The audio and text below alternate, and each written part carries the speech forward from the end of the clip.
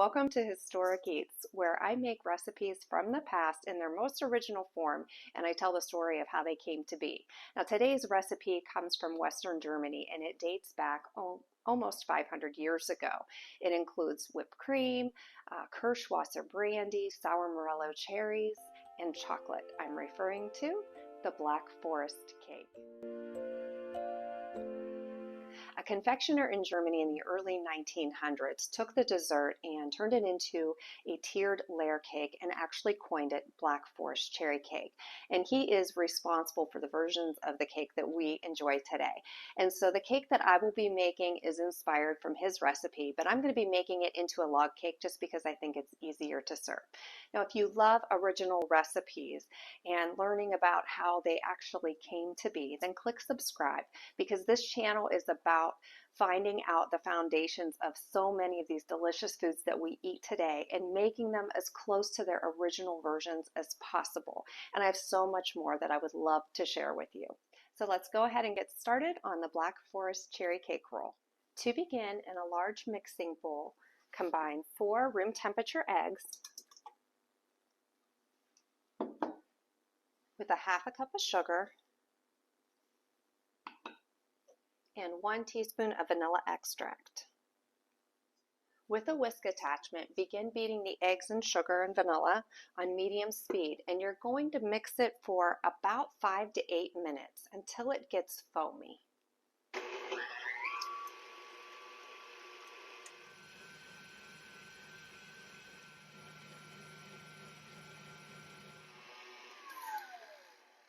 So now that our egg mixture is thick and voluminous, I'm going to sift together the dry ingredients. I have 1/3 cup of flour, a 1/4 cup of baking cocoa, 1 teaspoon of baking powder, and a half a teaspoon of salt. And just need to sift these together.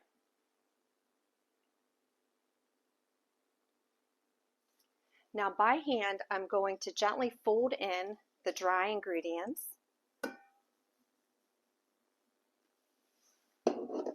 because you don't want to deflate the eggs. So you do it by hand. You just turn it over on itself.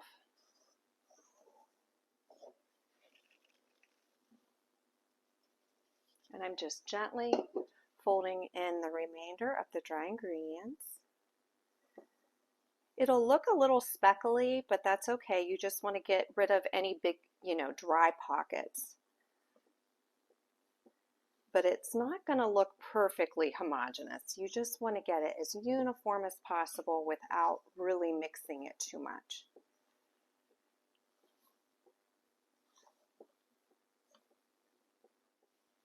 So now that I have this mostly folded together, I'm going to slowly pour in a 1/4 cup of melted butter.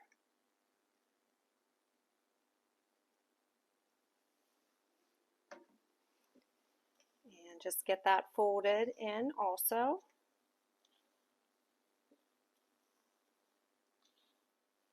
And now that everything is uniform, I'm going to go ahead and pour this into my prepared pan. Next step is to preheat the oven and prepare the pan. I have the oven set at 375 degrees, and this is a 10 by 15 inch pan. I've greased it, and now I'm going to line it with parchment paper.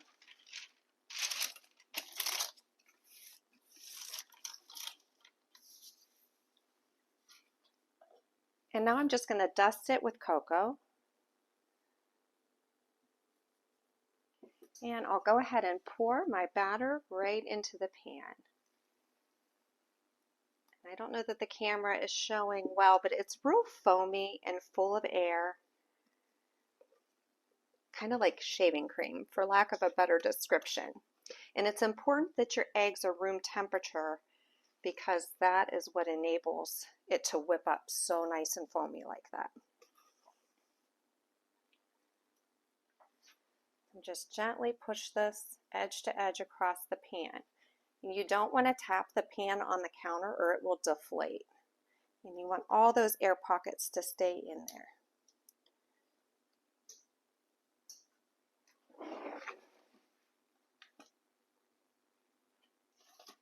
Okay, now that my oven is preheated, I'm going to put this in for 10 to 12 minutes. So I pulled this out at 10 minutes. I checked it and it's done. You just want to gently touch the top of it and make sure it springs back. And I'm just going to let this cool in the pan for only a couple minutes because we need to actually roll it up while it's warm and still soft. I'm just going to dust the top of it with more cocoa powder because I'm going to roll it up in a towel, and this will help keep it from sticking to the towel too much. And so I just have a clean kitchen towel, and this is the kind that's kind of smooth. It's not a terry towel. It's just a smooth linen towel. I'll lay it right over there. And with another cooling rack, I'm going to flip it over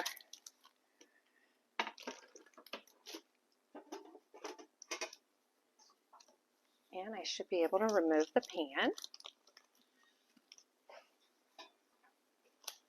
And gently peel off the parchment paper.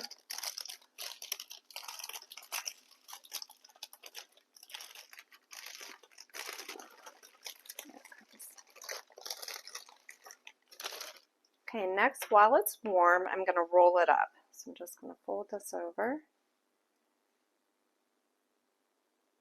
and gently, gently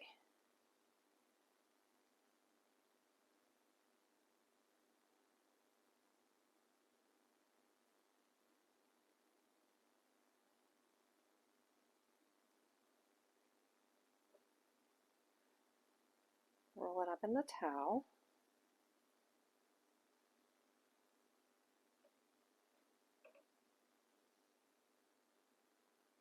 I'm going to leave this sit on the counter until it completely cools to room temperature. That'll take at least an hour.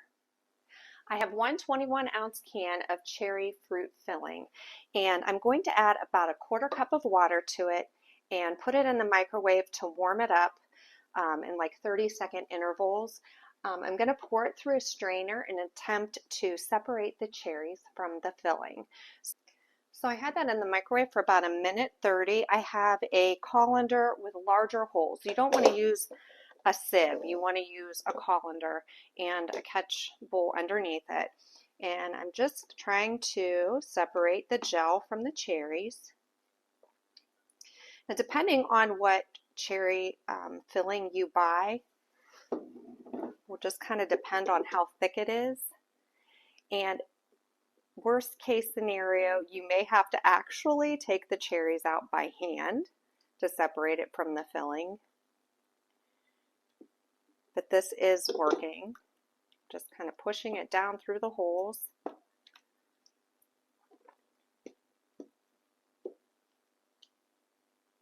You can see that on the camera, it's coming through. So I think I got the glaze as separated as I'm going to get it. So I'm going to measure what I got. I need about 3/4 of a cup.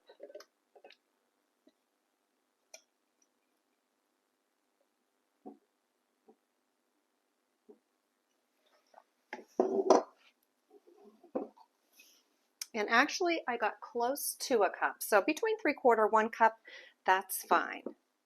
So it's time for the key ingredient in the cake, and that is Kirschwasser. Now, Kirschwasser is a cherry brandy from the Black Forest region of Germany, and it's different than any other cherry brandy because it's made from sour morello cherries. And as a result, the brandy is actually very dry. It isn't sweet at all. Now, most cherry brandies are syrupy sweet, but Kirschwasser has beautiful aromatics of cherry and almond because they also use the pit of the cherry in making it, and it has a very unique flavoring. Now, you can substitute regular cherry brandy in this recipe if you don't get Kirschwasser, but it will give you a little bit different flavoring. It will still be delicious though. Kirschwasser isn't available everywhere, so if you can't find it locally, you can definitely order it online. In a small saucepan, I'm going to add the cherry glaze.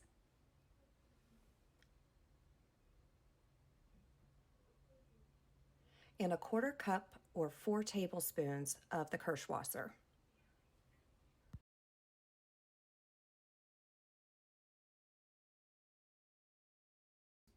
I'll just mix these together, and then I'm going to take it over to the stove on medium-low heat and just reduce it to 3/4 cup in volume. So I've been cooking and stirring this for a little over 5 minutes, and you just want to keep stirring it so it doesn't stick on the bottom. It's evaporating really nicely, and we just want to concentrate all those flavors. And I'm going to measure it and see if we're down to 3/4 of a cup, and then we can pull it off and let it cool. So now I'm just transferring the glaze to a dish so I can let it cool all the way in the refrigerator. And it tastes delicious. All of the alcohol has cooked away, but it left behind just beautiful essence of cherry and almond, and it just made it even more flavorful. And the cherries that I separated out, I can put those back in.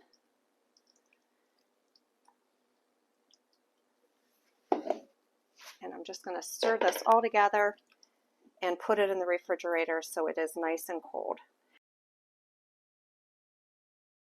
To start the whipped cream filling, I'm back over at the stand mixer fitted with a whisk attachment. I have 1½ cups of heavy whipping cream. To that, I'll add 1/4 cup of powdered sugar,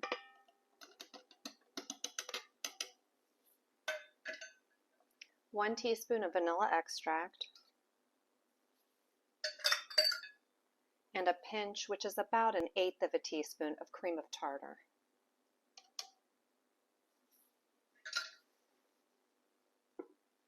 I'll begin whipping that on low,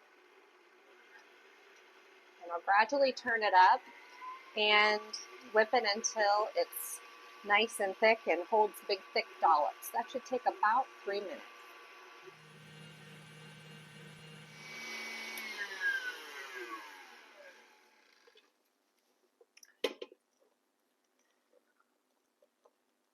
So this is all whipped up with nice stiff peaks. I'm going to move it to the refrigerator to keep it cold. Okay, my cake has completely cooled, and it's time to unroll it.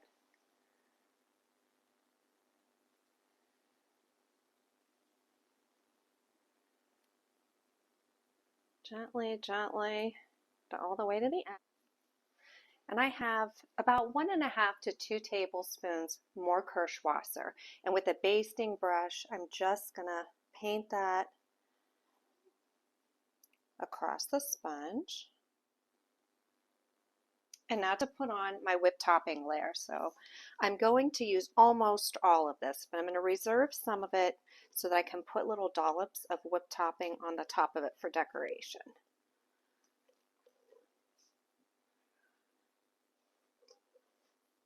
So I'm leaving out like maybe 2/3 of a cup. And I'm just going to spread the whipped topping evenly across the cake.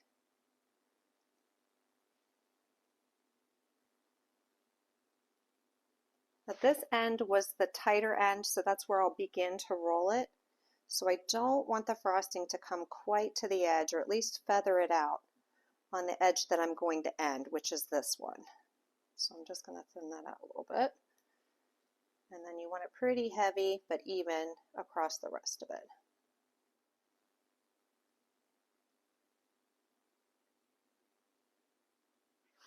The cherries and glaze are nice and cold from the fridge, so I'm going to just start dropping little dollops of them on.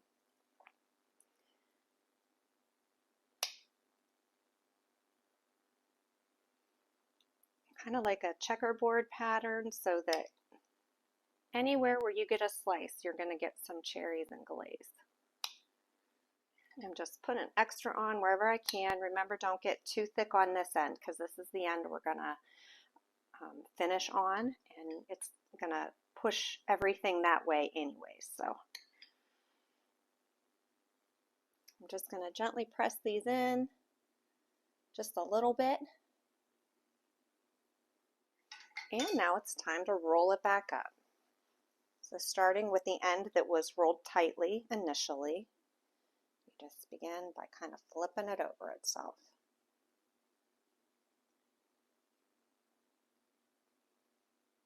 And the cocoa powder worked beautiful. It's not sticking at all to the towel. So my saran wrap ready, and with the help of a cookie tray, I'm going to try to move this.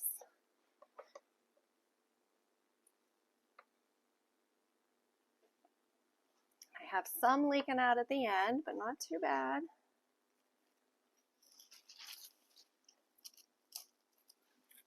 Okay, and with my saran wrap, I'm going to just roll it up nice and tight.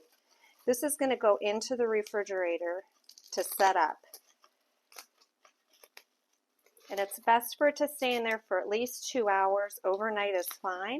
And then I'm going to make the chocolate ganache, and you just pour it over it, and you can decorate it with whipped topping, and it's done. So this goes right to the refrigerator to chill.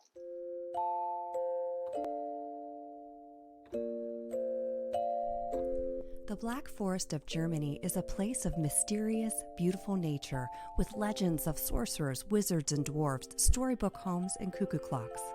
Fables like Hansel and Gretel were created there, along with the legendary recipe known as Black Forest cake. The earliest form of the cake can be traced back to the 1500s in the Schwarzwald mountain range of the Black Forest. Chocolate, a key ingredient, was introduced to Germany during that time. The whipped cream, cherries, and dark chocolate came together in this dessert, celebrating the flavors of this region while mimicking the colors of the German Empire's flag and the traditional costume of the inhabitants of the Black Forest. Later, a more sophisticated version of the cake came onto the scene in 1915.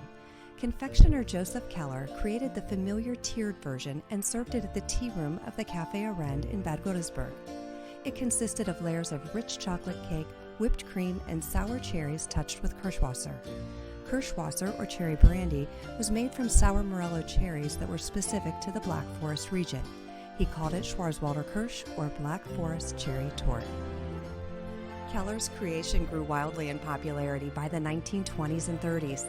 The recipe became well known throughout Europe, especially with the advancements in refrigeration necessary to enjoy this whipped cream cake delight.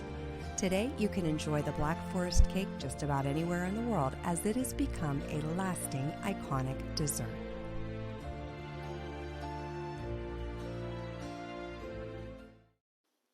For the chocolate ganache, I have 6 ounces or 1 1/4 cups of semi-sweet chocolate chips. To that, I'm going to add 1 1/2 teaspoons of light Caro. I have 2/3 cup of heavy cream. I'm going to microwave this until almost boiling and then pour it over the chocolate. And I'll just pour the hot cream right over the chocolate. I'm going to let it sit for a minute so the chocolate can soften, and then you just stir it until it's nice and smooth. To prepare for the ganache, I have a cooling rack with just some foil underneath it, and I took my chocolate roll out of the refrigerator.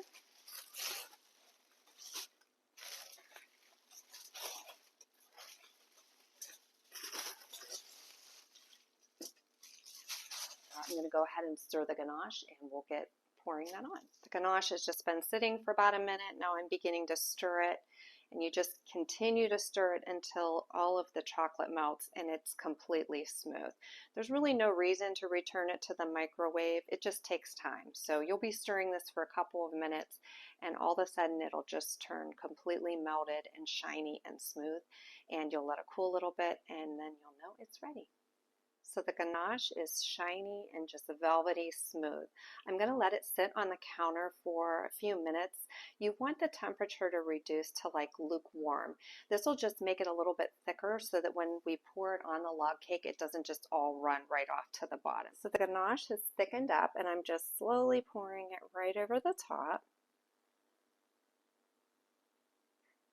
And just letting it run down the sides and the ends.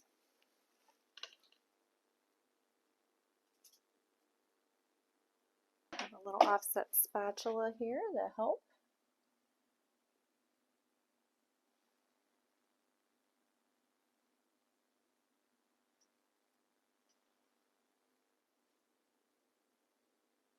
And it's beautiful just like this. You can just put it in the refrigerator to thicken up a little bit more and serve it. I'm going to put it in the fridge briefly, and then I'll put some whipped topping on it and some cherries for just a simple decoration. I transferred the cake over to a serving dish and it's chilled, so the ganache is sitting up nicely. And remember that 2/3 cup of whipped cream we saved? I'm going to just put little dollops on the top here. And I have some cherries with the stems on them.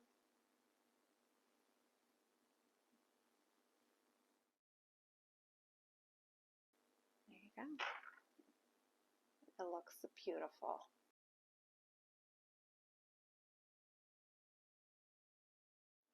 Well, the cake is beautiful. It came out so nicely. And now to give it a try. It is so good. It is not icky sweet at all. It's just that delicate whipped topping. The cherries are just a little bit sour. And there's just so much cherry flavoring, even in the chocolate. It just tastes divine. Well, thank you so much for watching today. I hope you enjoyed learning a little bit about Black Forest cherry cake. Now you have the history behind the next time you eat it. And I hope you take a minute and make one yourself one day. You will not be disappointed. Well, you can get the details of the recipe at the website, which is historic-eats.com. Please click subscribe. I have so many other historic recipes that I would love to share with you. And thank you again so much for joining me. Until next time, bye-bye.